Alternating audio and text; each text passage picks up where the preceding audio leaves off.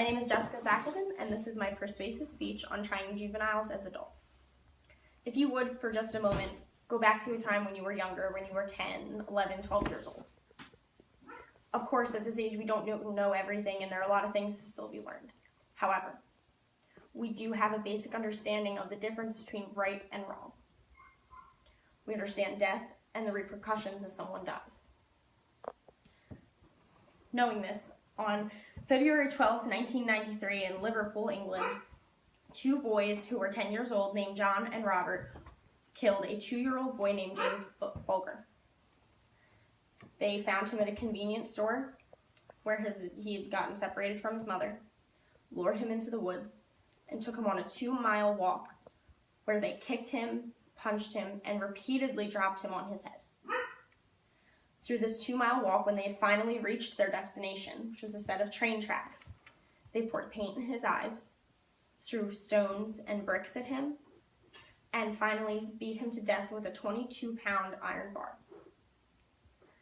Now, this is very, very serious, as I'm sure you can all see. This is horrible. And of course, there needs to be some sort of punishment for this crime.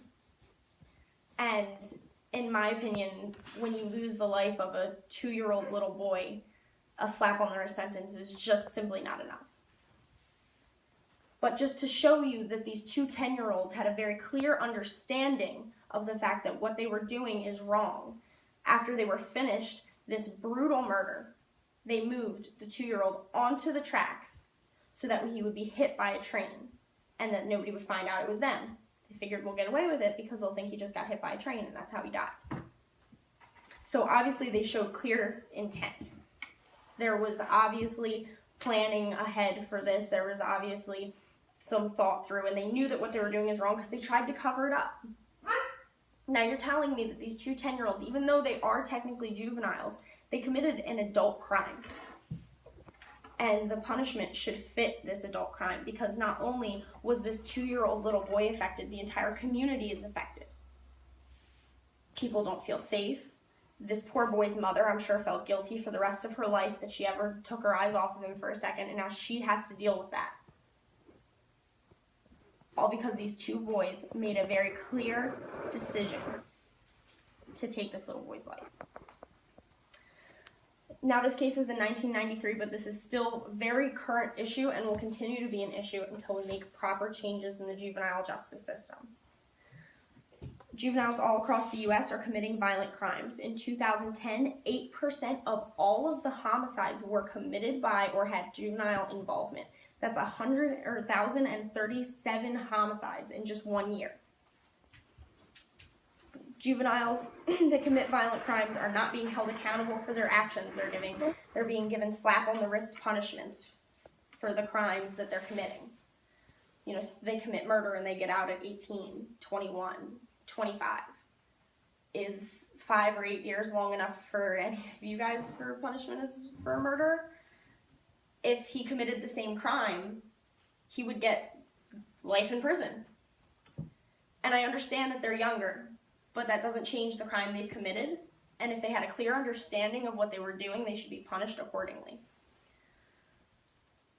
They're not taking matters seriously. They're being given light punishments. When you give light punishments, they take things lightly. And then when this happens, you have them repeating crimes. They'll get out of prison and they'll commit the same crime because they just got a slap on the wrist last time. Why does it matter? It doesn't make a difference. But if it's a longer period of time, if it's a harsher punishment, they'll think twice about doing it again. And other juveniles who see them go through this will say, I don't want that to be me because I don't want to go to prison for the rest of my life. So how do we combat these violent juveniles? How do we change this? How do we make a difference? In cases of serious crimes, such as murders, which is the most common, they should be tried as adults, assuming that they are physically capable. And I would love for everybody to just understand this, because some people do have an issue with this.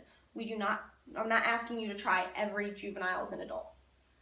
I'm not asking you to send the 8-year-old who accidentally killed his little brother playing, and it was genuinely an accident. There was zero intent. There was zero intention of wrongdoing, no malicious intent. shouldn't be held responsible the same way as somebody who had a clear intention to do what they were doing. However, when you have a 10-year-old, a 12-year-old, a 14-year-old that's going and murdering people or committing sexual assaults, things of this nature, it has to be punished and it has to be taken seriously.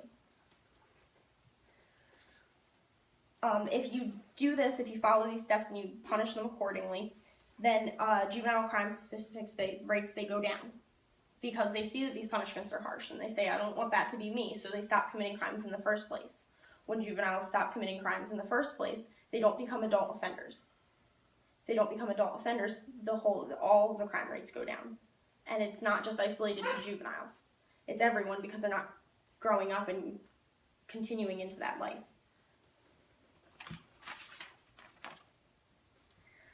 There are some people who believe this punishment could be too harsh, or they don't understand what they've done. As I said, I'm not asking you to convict every child who commits an adult crime in adult court. I'm asking you to convict children of adult crimes who had clear intent of committing said adult crimes. The punishment is too harsh. The punishment fits the crime. If you are, 14 years old and you decide that you're going to go shoot a bunch of kids on the street, that's what you're going to do. You go and you throw your gun in the river when you're done. You still had intent. And even though you're only 14, you had intent to do what you've done, and your punishment should still fit the crime. Some say that if you try juveniles as adults, then it takes responsibility away from the parents. And I do agree that the parents are in some way responsible, because they have, raised their child in an environment that probably led up to this, or at least had a factor in it. However, they are still very involved in what's going on. They still have to go to trial. They're going to have to visit their child in prison if they decide to do so. And even if they don't, then they lose a child. So no matter what you do, you are forcing these parents to take responsibility. So now that we know there's a problem, all I'm asking is that you push for juveniles to be convicted as adults only in cases where it is reasonable. And if we do this, we'll notice a lowered crime rate in juveniles, and eventually overall. And it'll just make society and everything else much better. It can only help us. And the punishment should always fit the crime.